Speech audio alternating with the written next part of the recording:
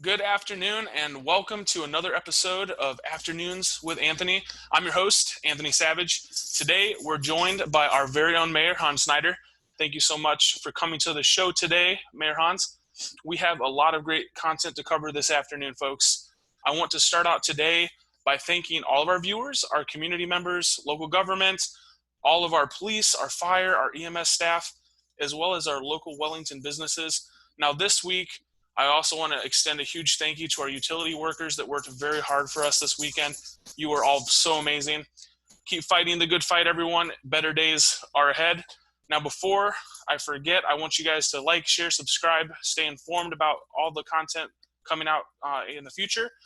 It helps us to reach more viewers just like you. So again, thank you, Mayor Hans, for coming on today. I know we have a lot to cover, a lot to talk about. Yeah, Anthony, I'm happy to be here. I appreciate the invitation. These little segments you do are great. I enjoyed watching the ones that you've done so far. They're informative and they give a nice little perspective of our community. Oh, thank you so much. That means a lot to me. It really does. So I know with everything going on this weekend with the water main situation, I know a lot of our viewers are really curious to hear about that. What can you tell us? 4 a.m. Saturday morning, I received a phone call from Greg Frank, who's our water superintendent. And he let me know, well, first off, when you get the phone call at 4 a.m., you know there's probably a problem. And it was a big one and really something this village had never experienced before, with just a massive water loss that took away the water from the entire system, as well as the storage tanks, the upground tanks, and also the ground storage tanks as well. So Greg called to let me know what had happened. In a brief nutshell, he had said it looked like the break started on Friday night, actually a little after 6 p.m. and took till about between 2 and 3 in the morning, somewhere in that area, depending where you live, probably in town, to have all the water dissipate out. So he was like, he was kind of puzzled because a water break of that size would be noticeable, and the police drive around all night, so they hadn't said anything. So it had to be in a location that nobody was around or in the area of. So they did locate that a couple hours later over on the west side of the reservoir by the train tracks, and got it repaired. Greg put a plan into action of making sure that they could get the system back up as quick as possible. Which meant for the first time ever, rural water was going to pump water into our system through an emergency agreement. So they went ahead and got that going. Greg, at the same time, put together a plan so we could go ahead and have water distribution here in town, so residents would have good drinking water to drink. So that we had to secure pallets, literally pallets of cases of water. We got 4, I believe, from Village Market. And then we got another 10 or so from outside of town once we had gone through the ones here. They started building pressure back in the system, putting water into the system throughout the afternoon. So by early afternoon, we actually had the ability to go ahead and flush toilets, do laundry, that sort of thing. Not drinking though, that's the key, no drinking water. So around 4 o'clock, they started doing hydrant flushing. And part of that included, after the hydrant flushing, they would take bacterial samples throughout the village, and it turned out to be in 22 different locations. They finally got all those samples gathered and started testing them about 10:20 on Saturday night, and it's a 24-hour test. Greg did indicate in an afternoon conversation on Sunday that what he saw so far looked like everything was going to pass, and that we'd be able to lift the boil alert. So we were able to get that lifted around 10:20 Sunday night. Overall, we lost about 1.1 million gallons is our estimate. Greg may have a better number than that now, but that's just when we talked on Sunday, kind of where we were at. And the back up and running. To put that in context, we generate about 500,000 gallons in a day. So, it's about 2 days worth of work out the water plant. Really credit to, Greg and his crew, the public works Thank you guys employees so much. who came out there and did the repair, the electric department employees who came out and did the initial water distribution. The fire department came out and did it. The Wellington Police Department auxiliary. I mean, really, it was, I mean, you talk about a team effort, and that's so important in a village of our size, where you have the groups that can work together, and there's some redundancy within the village employees, like public works and electric, and that they can kind of do some of each other's jobs, which allows in an emergency that we can come out and successfully out of it. So could have been worse. We initially thought maybe 2 or 3 days. And like Greg liked to say when we were talking, he's like, I'd rather oversell it than undersell it. If we tell people we're going to be done in a day and something happens, everybody's going to be mad. So through it all, Greg kept me updated pretty much around the clock. I'd get a phone call or a text that said, hey, give me a call. And we would talk, and then I would take that information and put it out on Facebook. You did a great job of that. That's so appreciated, how you communicate with everyone. And I think that's important. I mean, I pride myself on our communication here, that we are open and honest with our residents and let them know, hey, here's what's going on. Here's, what we could be looking at, and just keeping them updated to that. I think that helps getting through situations such as that. Absolutely. And that water was super appreciated that was being handed out behind Village Hall. It really was. My wife and I definitely did not have a stockpile of water in the house, and our dogs and us, we enjoyed that, having some nice fresh spring water to have until that all was corrected. So well, thanks again. you have to provide for the residents, and in a situation like that, and it's a hot day, you need to make sure they have drinking water, and that trying to make the best of a bad situation. Yeah. We're always gonna err on the side of caution and make sure the residents are taken care of as best we can. Thanks. Thank you for that. Now on a little bit different subject, with all the changes in our world nowadays, here in Wellington, what are some things that have changed due to COVID? Really, we're kind of back to normal for the most part. Early on, one of the things we did was we split the crews in that, so we had half of the electric department working 1 week, and then they'd be off a week. Same with all the other departments, with the exception of the police department. That way, in case somebody did get sick or there was, might have been under quarantine, they were able to continue to work. We've eliminated the public from our committee and council meetings, and we are still continuing to do that. We did shut down the town hall completely, the rec park, but now all that's kind of opened up again. People are able to come back into the town hall and pay their bill on the 3rd floor. The only thing we haven't really done is open up the council meetings. Yeah. And just because it is a confined space, there still is a limit on the number of people you can have. And pretty much if we went about our normal meeting, we would just exceed the limit with village employees. So for the time being, and probably through the summer, I wouldn't be surprised to see us just continue to do those meetings privately and airing them via Facebook Live. But other than that, I think everything's pretty much, back to normal. Yeah, that's good. It's good to have that sense of normalcy again, for sure. And what is something that is unique about being the mayor here in Wellington? Something other mayors may not, have going on. Well, in a small town like this, it's kind of like Cheers. Everybody knows your name. Right. So there's a lot of times my wife and I will be out somewhere, not even in Wellington, but outside of Wellington, and someone will be like, "Hey, Mayor, how you doing?" And she'll be like, "Who was that?" And I'm like, I don't know. So it's kind of like that. Everybody knows your name, and that's okay. Like I said, we do that monthly newsletter now in the utility bill, and I put my cell phone number in it because I think you need to be, you should be accountable. And so anybody could reach the mayor at any time they want. They don't have to make an appointment. They can, I get emails in the middle of the night. I get text messages late at night. I get phone calls as early as 4 in the morning.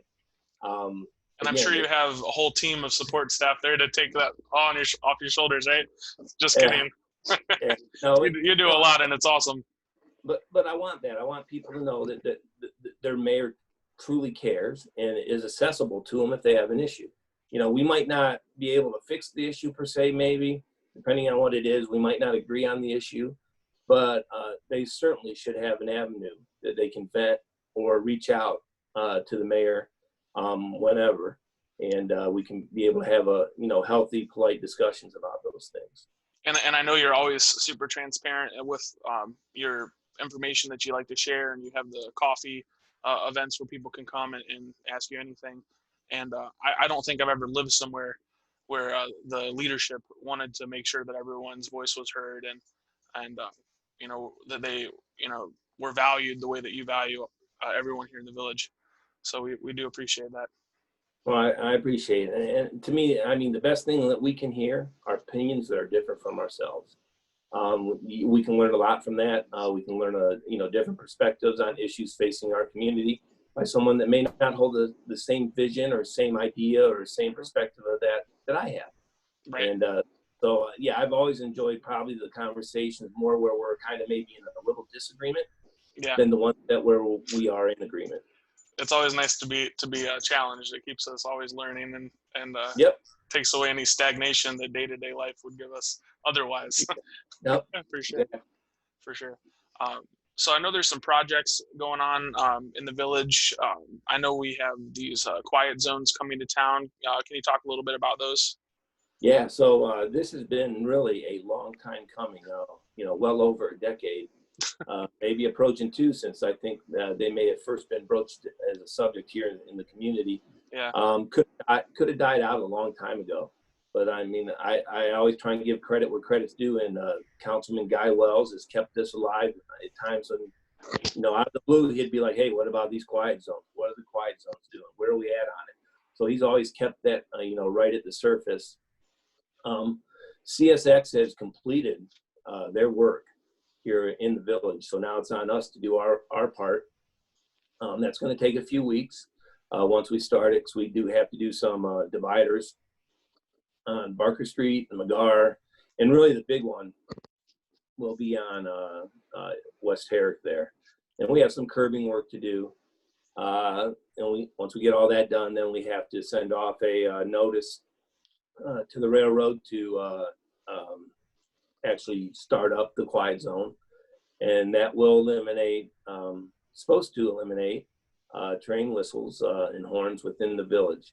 Now, I know people have grown accustomed to them, and probably some people miss them, but I do believe when they do them out at Pitts Road and Jones Road and on Hawley, you will still hear some of them within the village. And also, we do have the track by Dairy Queen on the south end of town. That's not going to be a quiet zone. That goes right in my backyard. Yep, right in your backyard. So I'm sorry about that, Anthony. That's okay. It doesn't bother us. Yeah. I lived at one point. My backyard butted up against the tracks too. You just kind of get used to it after a while. But yeah. So sometime hopefully here before the end of summer, we'll have that work done. We'll have signage and different things to post, and we want to make sure residents are aware it's going to be an adjustment, but we think it'll be a welcome adjustment. Yeah, I agree. And for those that are missing the sound of those whistles, they can all come and stand at Dairy Queen and get their Blizzard and hear it. Yep. or YouTube has plenty of train whistles that they Yes, can find on there. That's right. All right. Now, another project, the Union School Park project, how is that coming along? That's kind of been stagnated here really the past couple years because of funding on the village's end. What we like to do with that is we would like to fund that entirely through donations and grants. Yeah. We did very little in 2019 with it because we were unsure really when we did budgeting at the end of 2018 how much money we would have as far as construction plans and more to firm up a timeline and a pricing because we were unsure when we did that on the passage of the income tax increase. Right. So we have budgeted now for 2020 that probably hopefully will go out into the during the last quarter of the year to get that kind of construction pricing and timeline implementation. Do that. We know it's going to be a phased project. We do have a committee that I expect once we can gather again as a group, we will do that. Again, the public's always open to attend those. But I really think once it's said and done, there's a playground area, there's a bandstand, there's a tree at the center of the park that can be lit at Christmas and throughout the year. There's a flag area. There's privacy as far as like if you want some peace and quiet there, there'll be a whole area where you go under a tree or put a blanket down on the grass. A jogging, walking track around it. I really think it's going to be something special when it's done. Fountain areas, another thing we talked about that's in the conceptual plan. A script Wellington sign, maybe a life-size Spirit of 76 statue, that kind of stuff that's unique to the community. We think it has the ability to reinvigorate that area of Wellington and really bring people together. So we're excited about it. Again, we expect it, it's going to be a project, and we expect it's probably going to be in that, let's say $2.5 to $3.5 million range when it's all said and done. But we really think we'll have the opportunity to just really distinguish this community apart from other parks that you might see throughout Lorain County. And again, it's just kind of been stagnated by funds right now to go out for the construction plans, but we fully intend to do that here in the last quarter. That's good. I can't wait for it to come to fruition and be able to go out there. And I'm sure it'll be an attraction for many areas to come out here and check out the park for sure. Yeah. I'm excited about the bandstand because it offers, place for outdoor concerts, outdoor plays. So I think that'll be unique. And again, it's going to have a playground element as a school sat there for so many decades, and to continue that aspect of it's going to be nice. Yeah. Looking forward to having the flags of all the service groups, as well as the United States flag, Ohio flag, a Wellington Duke flag, all that kind of in an area. And like I said, we'll probably even have a memory walk where people can buy bricks into and have some reflection as well. Sign me up for that. I'll buy a brick. All right. I'll be an inaugural brick member. Perfect. Now the rec park, you said that had started opening up? Yep, rec park's back to being open. We do have a couple projects we're doing down there. One of the things this community has asked for, or a segment of the community has asked for years, is a football field for the youth football program. A couple years ago, we identified an area down at the rec park where the t-ball fields were. Okay. As a location. It's on the west side of the park. And we were kind of running into a issue with sizing because of the ball fields. So we have actually taken, in the process of moving the fence in on field 3 and dedicating that as a permanent softball field. So eventually our plans are to put the red brick dust, similar to what the boys high school diamond has, in there, and because the Wellington High School girls play there, and just dedicating that as a full-time softball field. So we got that going on. So on field 3, and I believe field 4 might be the other field that's closed for some work. But again, the rec park's always got something to be done, and oftentimes, and we're not going to lie about it, we do get behind back there with projects because other things come up. Public Works employees do man that, so if there's a major issue on Public Works, they get pulled away from that. The extra help, but Jason Gundert tends to that down there, oversees the park, and he does a great job. And again, I've often been told from people that cover sports, from the Chronicle and that the Wellington Rec Park is the best park in the county. So we're proud of that. we're proud of that, and we're always looking for potential expansion in there. Whenever we have the opportunity, where the soccer fields are now, that was not initially part of the park. So we'll continue. Yeah, we'll continue to seek ways to expand as this community asks us for different things down there. Nice. Now, what are the village employees going through during this time? Are they doing well with everything going on with the pandemic, and is the morale up in town? Yeah, I think so. I mean, we have some good employees. I mean, excellent employees, to be honest with you. I mean, I wouldn't trade any of them for anybody. I mean, they are top of the line, and it's because they care. The majority of them either live here now, went to school here, grew up here. Or all of those things? Yeah, they have an attachment. It goes beyond a paycheck for them. Mm-hmm. So, when you have employees that are emotionally and personally invested in their work, you get much better work. And all our employees are like that. And I hope that the public sees that. But they're doing good. We talked about we're going to have an employee picnic hopefully this year. Maybe we'll do it during the week and have a luncheon with them, just as a sign of our appreciation for what they do. That's great. And if you guys need anything for that, let me know. Okay. All right, great. What can Main Street Wellington do to help you and help other village leaders right now? Do what they continue to do, which is promote this community and in the downtown area. Jenny and her staff and the board do a great job. We're thankful for the things that they're able to do, and it's almost like having an extension of the village. And really, that's almost what they are. They're almost our downtown economic development branch with what they do. And there's things that we all can do better. And I think since Jenny's been there, a lot of that stuff has gotten better. Yeah, I agree. There's good improvement on communication between the village and Main Street, good cooperation. I know there's times Jenny would like us to bend a little bit more on a few things, but we're kind of constricted by ordinances and regulations. But if Main Street continues to do what they do, and the business owners we have downtown continue to take pride in their buildings and in their businesses, you'll see that continued renaissance of the downtown district. That's one of the things we're going after at Main Street. Absolutely. Thank you for that.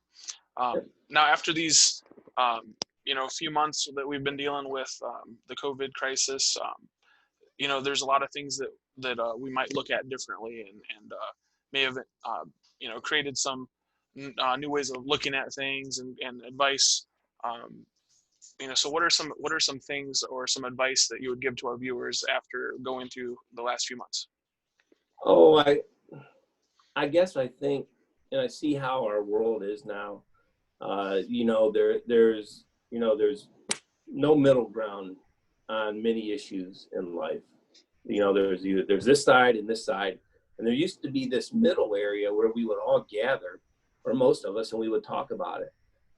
So I think patience.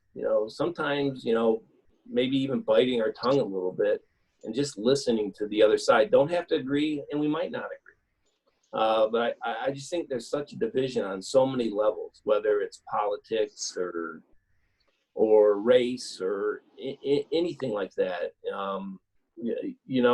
There's right and there's wrong. People ask me all the time about politics, and this is the truest statement I can tell you. There's great Republicans and there's bad Republicans. There's great Democrats and there's bad Democrats. I try and look who the person is. I try and judge based on who they are as a person and not who they are as a party. So I think tolerance.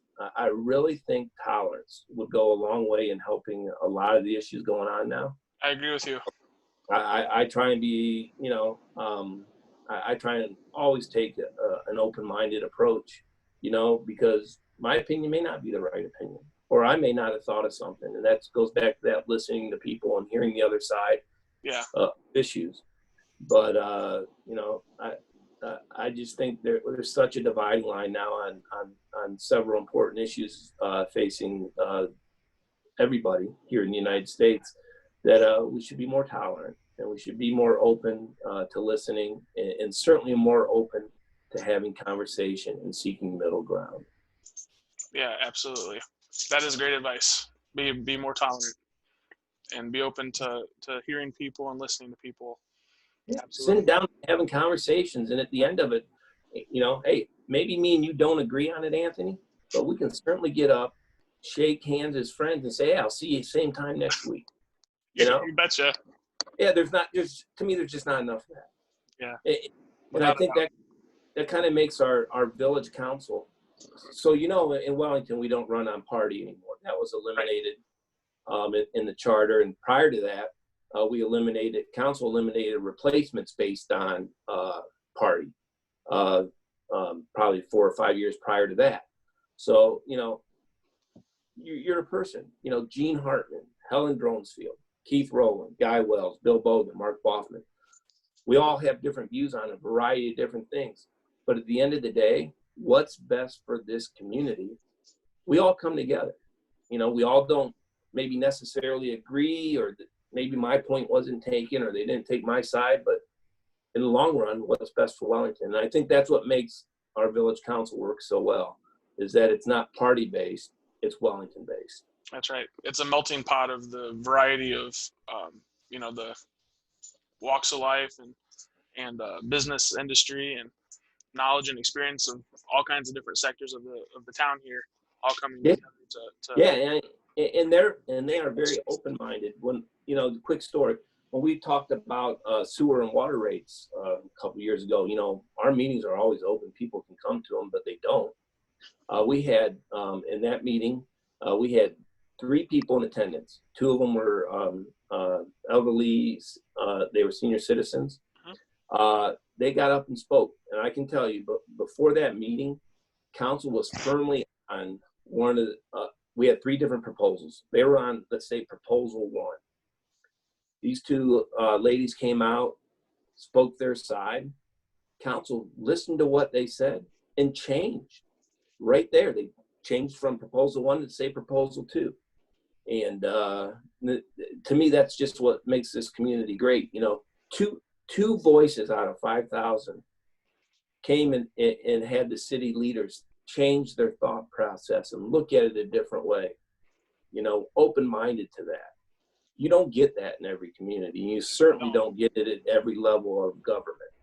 So, I think we're blessed with a good group of people here, on council, residents, everything, Without a doubt. People feel free to come up and speak their mind and not worried that they won't be welcome to do so.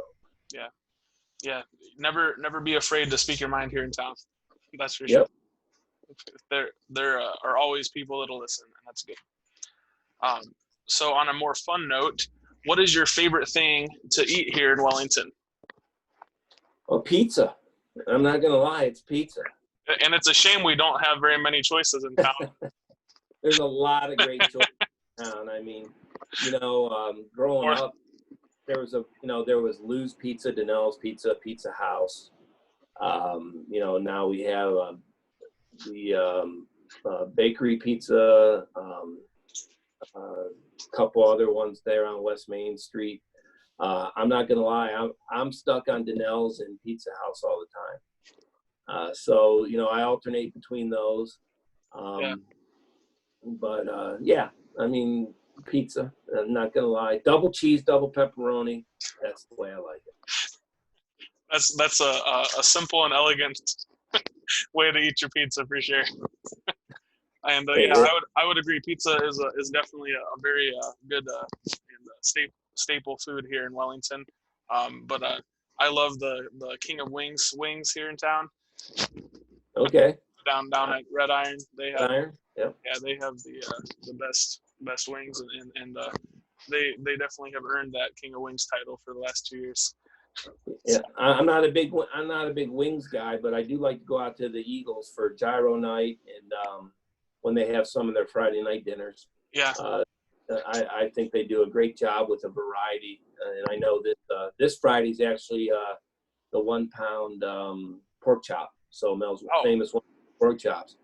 So you should go out. This is my recommendation on for Friday? you on Friday. Okay. Friday evening, go out and get one of Mel's 1 pound pork chops. You don't even have to thank me because I know you're going to enjoy it. I'll go out there and get one for my wife and I. Yep, they are good. Do they have sides too? Yeah, they'll have sides with it. They'll have a veggie, probably a baked potato or something else. But Nice. yeah, I probably eat more meals at the Eagles than probably anywhere else in town. Nothing wrong with that. They have. Nope. Are they back to doing lunches again? Yeah, they are doing lunches. They are doing So, lunch. Okay. yep. Yeah, because they have great lunch too. Yes, they do. They do. But it's a.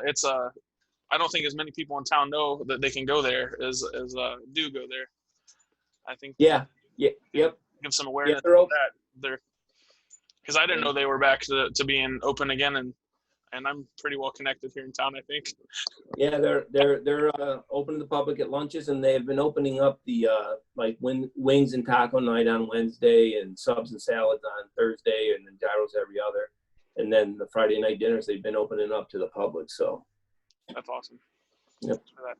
Now, I know that people might want to stay connected to you, and I know there's many ways, but I know you have a really good social media presence. So definitely, if you want to share with our viewers how to reach you on social media or any other method. The method I use most on social media is Facebook. It's been very effective tool for me to use. I can get out there and reach a great many people and really get the word out to people, and then they take it and share it. So Facebook, I have a mayor's page. It's under Hans M. Schneider. People can like it or follow it. And as I post updates on different events or different things going on, such as the water break, that should come up on their feed, or they can just friend me at my regular, Hans Schneider thing on Facebook, or they can, H Schneider at villageofwellington.com is the email, or 440-935-4733 is the cell number. And like I said, that goes out the utility bill every month. So it's out there for a reason if people need it. Perfect. Thank you, Mayor Hans. Is there anything else you'd like to share with our viewers today? Again, I would just like to thank the viewers and the residents of the village. They've always been very supportive of this community. And, when we go through events like we did this weekend, and you see people just saying, hey, thank you, you guys did a great job. That means the world for me to hear that, and it means a lot for our employees to hear it too. Awesome. Thank you so much for your time. Thank you so much for coming on the show today, and for all you do to really strengthen the spirit of Wellington.